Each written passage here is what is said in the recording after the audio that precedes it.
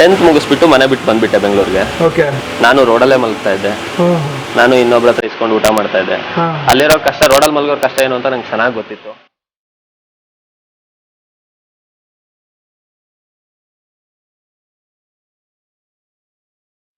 ನನ್ನ ಕನಸು ಹೌದು, ನನ್ನ ಅಪ್ಪ ಅಮ್ಮನ ಕನಸು ಹೌದು. ದುಡ್ಡು ಎಲ್ಲರೂ ಸಂಪಾದನೆ ಮಾಡ್ತಾರೆ. ನೀನೇನಾದ್ರೂ ಒಂದು ಮಾಡು, 100 ಜನಕ್ಕೆ ಮಾಡಿಲ್ಲ ಅಂದ್ರೂ ಓಕೆ, ಒಬ್ರಿಗಾದ್ರೂ ಸಹಾಯ ಮಾಡು.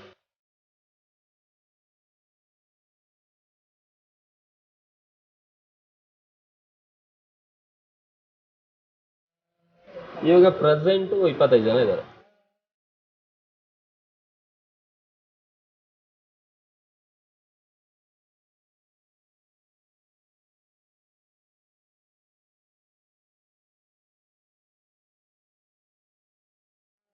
ನಮ್ಮ ಮೇನ್ ಬೇಕಾಗಿದೆ ಮೆಡಿಸಿನ್ ಮತ್ತೆ ಯಾರಾದ್ರೂ ಹಾಸ್ಪಿಟಲ್ಸ್.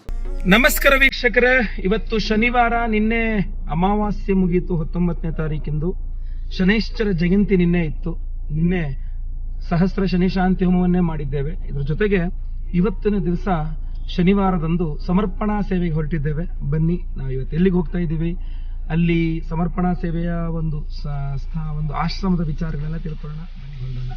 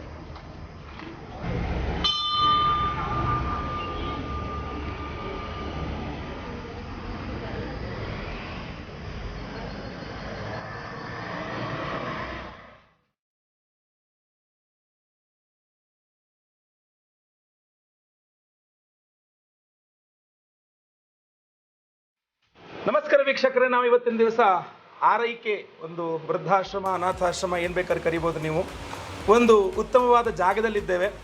ಸೊ ಈ ಒಂದು ಆಶ್ರಮವನ್ನು ನಡೆಸ್ತಾ ಇರತಕ್ಕಂಥ ರಂಜಿತ್ ಅವರು. ನಮಸ್ಕಾರ ರಂಜಿತ್ ಅವರೇ. ನಮಸ್ತೆ. ಬನ್ನಿ ನಾವು ರಂಜಿತ್ ಅವ್ರ ಹತ್ರ ಮಾತಾಡೋಣ. ಇವತ್ತಿನ ಈ ಬಾರಿಯ ಶನೈಶ್ಚರ ಜಯಂತಿಯ ಪ್ರಯುಕ್ತ ನಾವು ಇಡುವಂತಹ ಸಮರ್ಪಣಾ ಸೇವೆ, ಈ ಒಂದು ಕಾರ್ಯಕ್ರಮದಲ್ಲಿ ಈ ಒಂದು ಆಶ್ರಮವನ್ನು ಪರಿಚಯ ಮಾಡಿಕೊಳ್ಳೋಣ. ವಿಶೇಷ ಏನಪ್ಪ ಅಂತಂದರೆ, ಈ ಆಶ್ರಮದ ಎದುರುಗಡೆನೂ ಒಂದು ಶನೈಶ್ಚರ ದೇವಸ್ಥಾನನೇ ಇದೆ. ಅದನ್ನು ಸಹ ನೀವು ವಿಡಿಯೋದಲ್ಲಿ ನೋಡಬಹುದಾಗಿರುತ್ತೆ.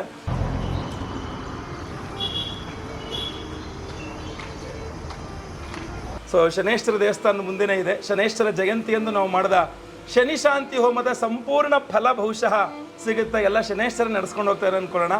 ಆಶ್ರಮವನ್ನು ನೋಡೋಣ, ಅದೇ ರೀತಿಯಲ್ಲಿ ಇವರು ಕೂತ್ಕೊಂಡು ಮಾತಾಡೋಣ. ಬನ್ನಿ. ಮಂಡ್ಯದ ಕಡೆಯವರಾ?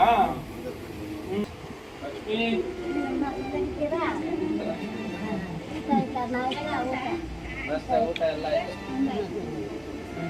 ಎಂತಾಯ್ತಾ? ಊಟ ಆಯ್ತಾ? ಮಾತ್ರ ಕೊಟ್ಟಿಲ್ವಂದ್ರೆ ಇವ್ರಿಗೆ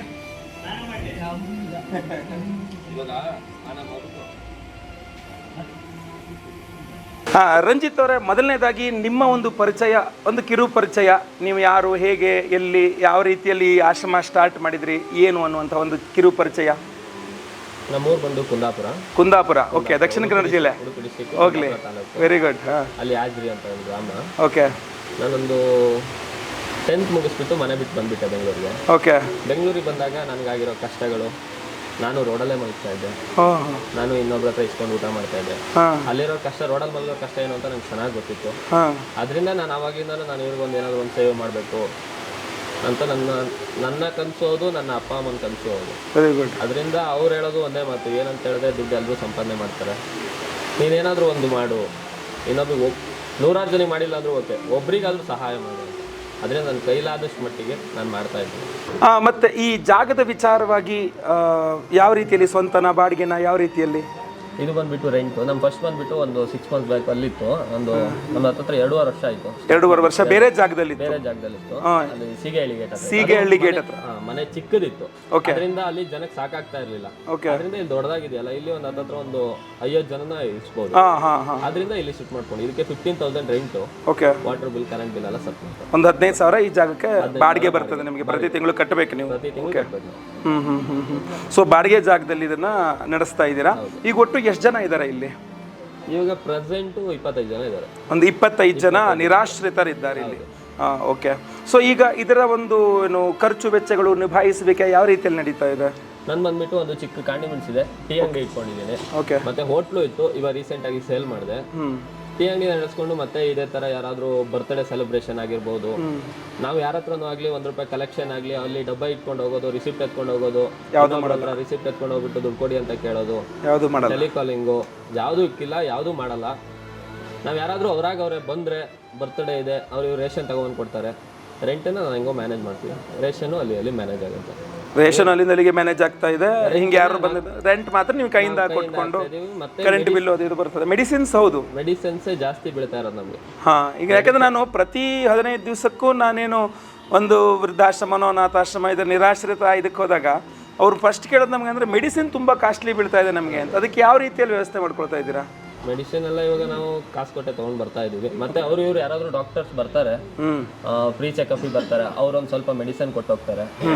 ನಮ್ ಮೇನ್ ಬೇಕಾಗಿದೆ ಮೆಡಿಸಿನ್, ಮತ್ತೆ ಯಾರಾದ್ರೂ ಹಾಸ್ಪಿಟಲ್ಸ್. ಸೊ ಈಗ ಯಾರಿಗಾದ್ರು ನಮ್ಮ ವೀಕ್ಷಕರಿಗೆ ಏನಾದ್ರು ರಿಕ್ವೆಸ್ಟ್ ಮಾಡ್ಕೊಳ್ಳೋದಾದ್ರೆ ಮೆಡಿಸಿನ್ ವಿಚಾರದ ಸ್ವಲ್ಪ ಸಹಾಯ ಮಾಡಿ ಅಂತ. ಓಕೆ.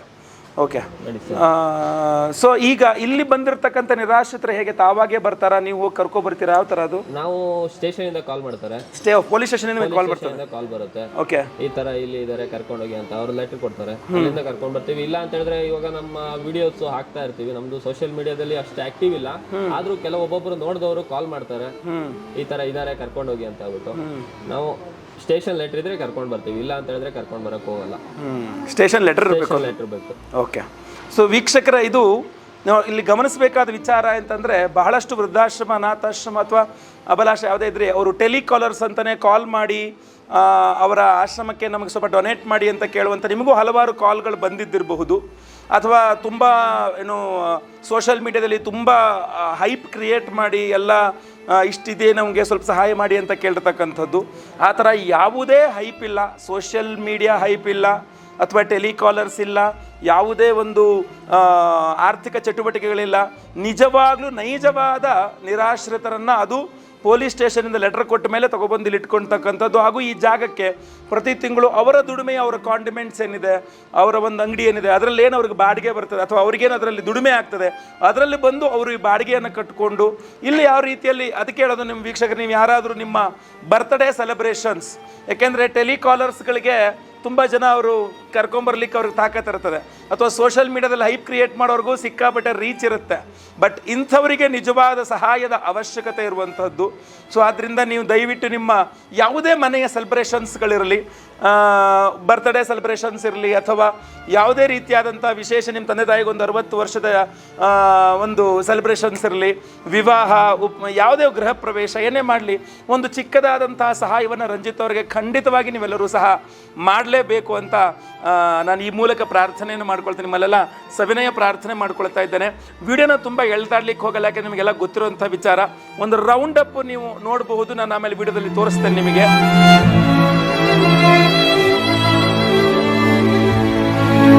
ಸೊ ಒಳ್ಳೇದಾಗ್ಲಿ ರಂಜಿತ್ ಅವರೇ, ನಮ್ಮ ಕಡೆಯಿಂದ ನಿಜವಾಗ್ಲೂ ನಿಮಗೆ ಶುಭಾಶಯಗಳು. ಒಳ್ಳೆಯ ಕೆಲಸ ಮಾಡ್ತಾ ಇದ್ದೀರಾ ನೀವು ಬಂದಿರೋದು ನಮ್ಗೆ ತುಂಬಾ ಖುಷಿ ಆಗ್ತಿದೆ. ನಿಮ್ಮ ವಿಡಿಯೋಸ್ ನಾನು ತುಂಬಾ ನೋಡಿದ್ದೀನಿ ಯೂಟ್ಯೂಬ್ ಅಲ್ಲಿ. ಓಕೆ, ನೀವು ಇವತ್ತು ಬಂದಿರೋದು ನಮ್ಗೆ ತುಂಬಾ ಖುಷಿ ಇದೆ ಸರ್. ಒಳ್ಳೇದಾಗಲಿ. ಒಂದು ನಮ್ಮ ದಕ್ಷಿಣ ಕನ್ನಡ ಜಿಲ್ಲೆ, ಉತ್ತರ ಕನ್ನಡ ಜಿಲ್ಲೆಯಿಂದ, ದೂರದ ಊರಿಂದ ಬಂದು ಇಲ್ಲಿ ಕುತ್ಕೊಂಡು ಇಷ್ಟು ಒಳ್ಳೆ ಕೆಲಸ ಮಾಡ್ತಾ ಇದ್ದೀರಾ. ಯಾಕೆಂತಂದ್ರೆ ನಾವು ಎಲ್ಲೇ ಕಡೆ ನೋಡಿ ಸುಮಾರು ಬೇಕರಿಗಳು ಎಲ್ಲ ದಕ್ಷಿಣ ಕನ್ನಡದಲ್ಲಿ ಸುಮಾರು ಜನ ಬಂದಿದ್ದಾರೆ. ಬಟ್ ನೀವು ಆ ಥರ ಬಂದವರು ಇವತ್ತು ಇಷ್ಟು ದೊಡ್ಡ ಕೆಲಸವನ್ನು ಮಾಡ್ತಾ ಇದ್ದೀರಾ. ಗ್ರೇಟ್, ನೀವು ನಿಜವಾಗ್ಲೂ ಗ್ರೇಟು. ನಿಮ್ಗೆ ಒಳ್ಳೇದಾಗಲಿ. ನಾನು ನಮಸ್ಕಾರ ಮಾಡ್ತೇನೆ ನಿಮ್ಮ ಕೆಲಸಗಳಿಗೆ. ದೇವ್ರು ನಿಮ್ಗೆ ಆನಂದ, ಆಯುಷ್ಯ, ಆರೋಗ್ಯ, ಇನ್ನಷ್ಟು ಶಕ್ತಿ ಕೊಡಲಿ, ಇನ್ನಷ್ಟು ಒಳ್ಳೆಯ ಕೆಲಸಗಳು ನಿಮ್ಮ ಕಡೆಯಿಂದ ಆಗಲಿ ಅಂತ ಖಂಡಿತವಾಗಿ ಪ್ರಾರ್ಥನೆ ಮಾಡ್ಕೊಳ್ತೇನೆ. ಒಳ್ಳೇದಾಗಲಿ ವೀಕ್ಷಕರೇ, ನಮಸ್ಕಾರ. ಮುಂದಿನ ವಿಡಿಯೋದಲ್ಲಿ ಮತ್ತೆ ಪುನಃ ಸಿಗ್ತೇನೆ.